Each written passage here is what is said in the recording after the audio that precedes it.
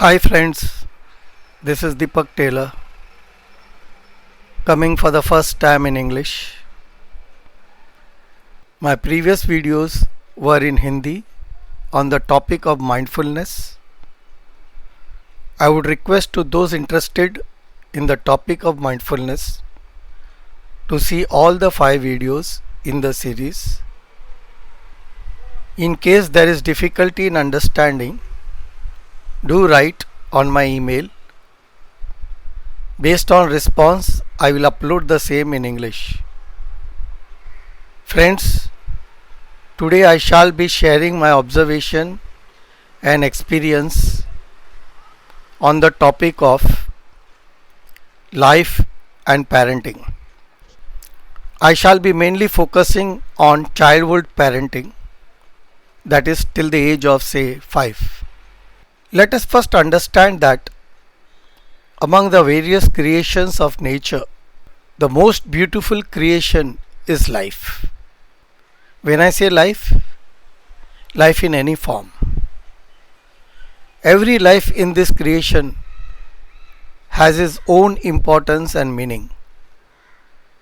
But among all lives, it is the human life which is special, as it is gifted with reasoning, thinking, managing complexities because of having brain.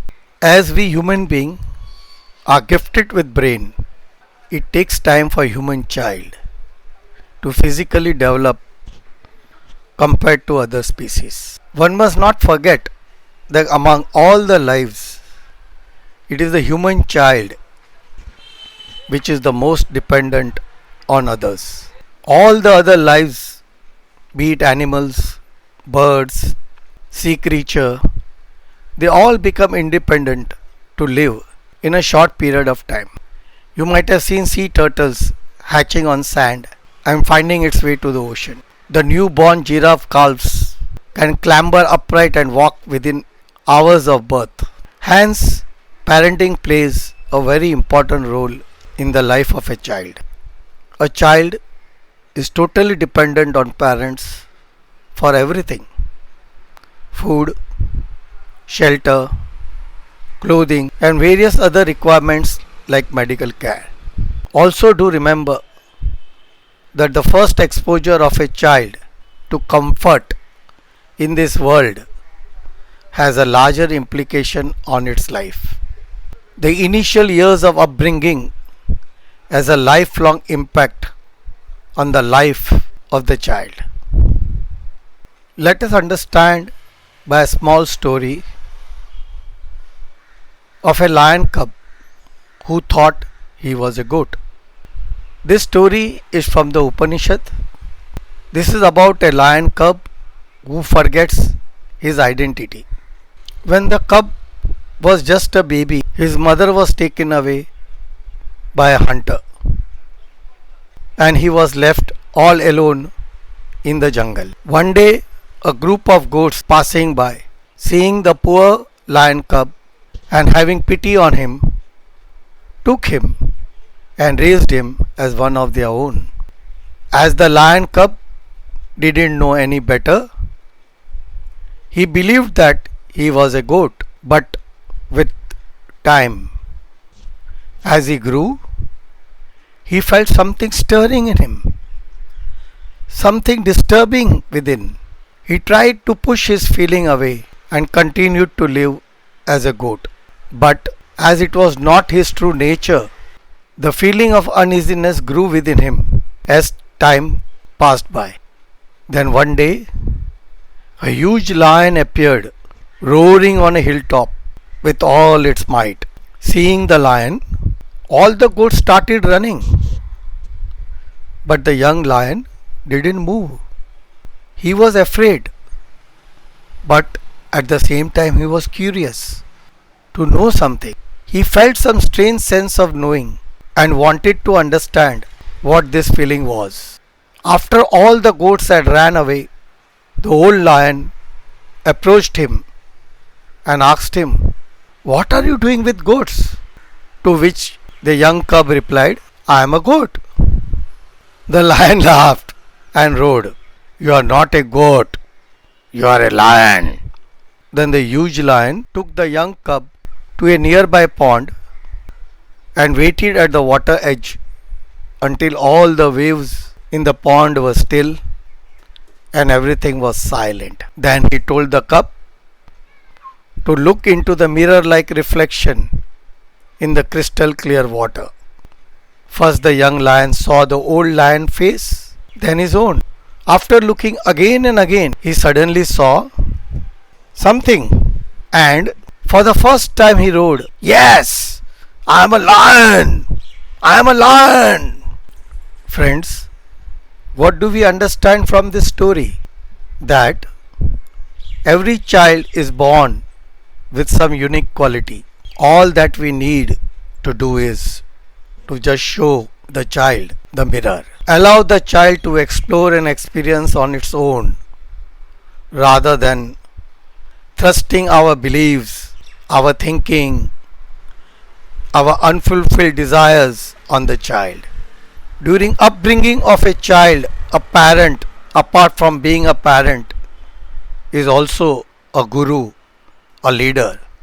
These are the same quality required in a guru and a leader. They only show you the mirror to help you to explore your inner potential. Have your own experience, your own understanding of things in life. They don't do any hand holding or thrust upon you their learnings and experience. Because a guru and a leader is aware that his experience has no relevance on the other person. He needs to experience on its own. Friends, now let us understand what happens in the real world, in the present society. From birth, we are constantly giving inputs how to survive and saying that it is difficult to survive in the present world. Life is a struggle and there is competition everywhere, which according to me is not true. Life is much beyond what our intellect can imagine. We always look at life from external world, but there is much to explore internally. Well, that's a big subject by itself. Hence, I would like to leave it here for your wisdom. What most of us do, we all follow the set pattern of sending our children to school, then to college, get some degree, followed by doing either service or doing business. Whereas we don't look around us for the various lives which are there in this creation, that all the other lives in this creation do survive, even though they don't have the brain like human beings. Then why are we focusing so much on survival? So there must be something wrong in our thought process about the life itself, where we focus more on survival. I would like to speak on few points for upbringing of a child. My first point is about the behavior and spoken languages at home. One must understand that up to the age of 5, children do develop language at a very rapid pace. Their receptive language development is faster than that of expressive language or the spoken language. As the receptive language development is faster, the child first starts picking up all the expressions around itself, what it looks around in the family of the parents, and starts emulating or mimicking the same. Because of this, it becomes more important for parents to first understand their own behavior, their expressions at different times, and that of other family members who are daily around the child. As we know that the child has already started mimicking or emulating what it is looking around, this is the great time for parents to reflect upon themselves by observing the child. Where are they going wrong? And if they see such behavior in the child, it is the time for them to correct rather than asking the child to correct. Now let's talk about spoken language. One must be careful of all the words spoken in their day-to-day life, as it will reach the child by any means.